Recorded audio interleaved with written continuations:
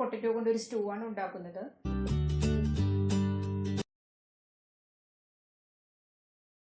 ഇതിനായിട്ട് ഞാനിവിടെ 1 കിലോ ഉരുളക്കിഴങ്ങ് തൊലി കളഞ്ഞ് കഴുകി ഇതുപോലെ ചെറിയ പീസാക്കി എടുത്തിട്ടുണ്ട്.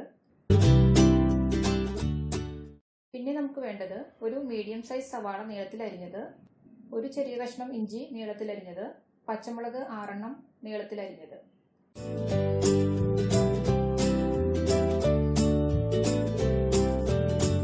എരിവിനായിട്ട് ഞാനിവിടെ പച്ചമുളക് മാത്രമേ ചേർക്കുന്നുള്ളൂ. സ്പെഷ്യലായി ഞാനിതിലേക്ക് ചേർക്കുന്നത് സ്പൈസസ് ആണ്. അതിനായി ഞാനിവിടെ 2 ബേ ലീഫ് എടുത്തിട്ടുണ്ട്. ഇത് നിങ്ങളുടെ കയ്യിൽ ഉണ്ടെങ്കിൽ ചേർക്കാം, അല്ലെങ്കിൽ ഒഴിവാക്കാം.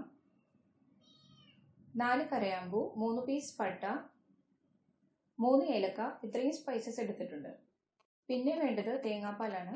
ഒരു വലിയ തേങ്ങയുടെ പകുതിയിൽ നിന്നും 1 കപ്പ് 1/4 പാൽ എടുത്തിട്ടുണ്ട്. പിന്നെ 2 കപ്പ് 2/2 പാലും വേണം.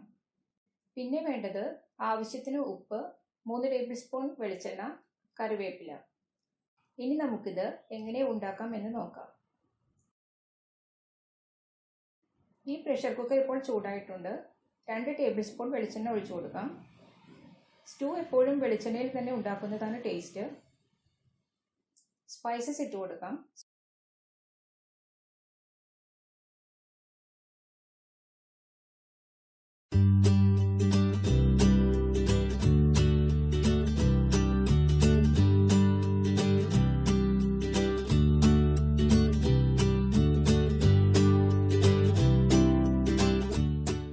സ്പൈസസ് ഒന്ന് മൂത്ത് കഴിയുമ്പോൾ സവാള, ഇഞ്ചി, പച്ചമുളക് ചേർക്കാം.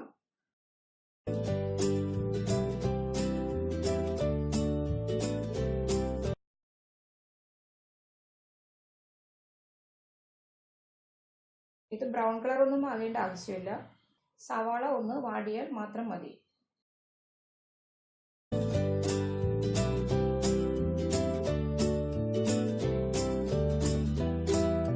ഇനി ഇതിലേക്ക് ഉരുളക്കിഴങ്ങ് ഇട്ട് കൊടുക്കാം.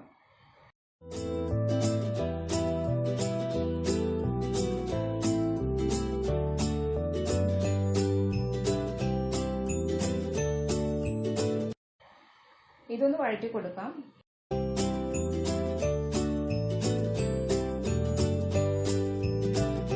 ആവശ്യത്തിന് ഉപ്പ് ചേർക്കാം.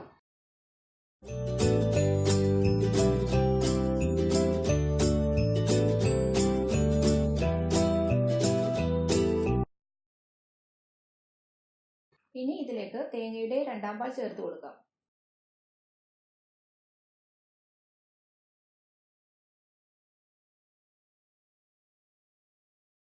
ഈ പാലിലാണിത് വേവിക്കുന്നത്.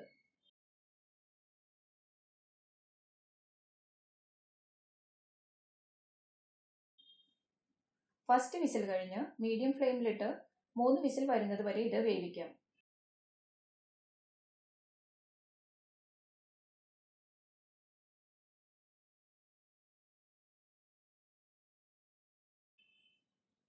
ഉരുളക്കിഴങ്ങ് ഇപ്പോൾ നന്നായി വെന്തിട്ടുണ്ട്.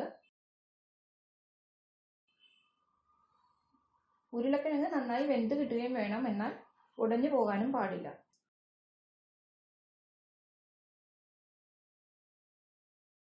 ഞാനിത് മറ്റൊരു പാനിലേക്ക് മാറ്റുകയാണ്.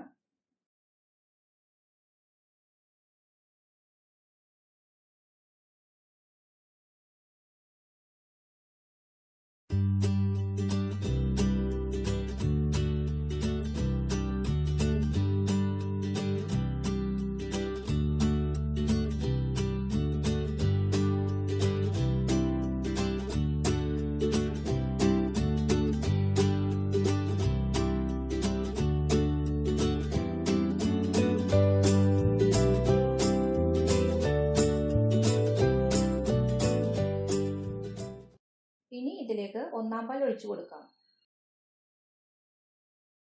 1/4 പാൽ ഒഴിച്ചു കഴിഞ്ഞാൽ പിന്നെ തിളയ്ക്കുകയൊന്നും വേണ്ട, ഒന്ന് ചൂടായാൽ മാത്രം മതി.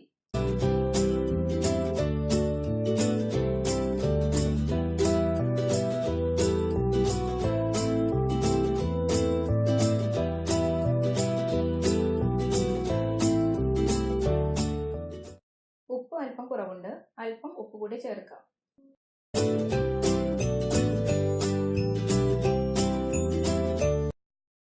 ഇനി ഫ്ലെയിം ഓഫ് ചെയ്യാം. ഇനി നമുക്ക് കറിവേപ്പിലയും 1 ടേബിൾ സ്പൂൺ വെളിച്ചെണ്ണയും ചേർത്ത് കൊടുക്കാം. കറിവേപ്പിലയും വെളിച്ചെണ്ണയും ചേർത്ത് കഴിയുമ്പോഴാണ് നമ്മുടെ സ്റ്റൂവിൻ്റെ യഥാർത്ഥ ഫ്ലേവർ കിട്ടുന്നത്.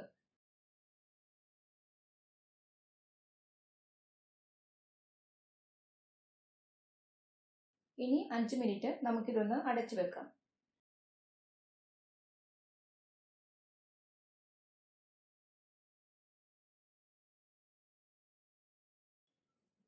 സ്റ്റൂ ഇപ്പോൾ റെഡി ആയിട്ടുണ്ട്. ഇത് ഉണ്ടാക്കാൻ വളരെ എളുപ്പമാണ്. അപ്പത്തിൻ്റെ കൂടെയും ഇടിയപ്പത്തിൻ്റെ കൂടെയും ഒക്കെ കഴിക്കാൻ പറ്റിയ നല്ലൊരു കറിയാണിത്. എല്ലാവരും ഇത് ഉണ്ടാക്കി നോക്കണം. എല്ലാവർക്കും ഈ വീഡിയോ ഇഷ്ടമായെങ്കിൽ എൻ്റെ ചാനൽ സബ്സ്ക്രൈബ് ചെയ്യാൻ മറക്കരുത്.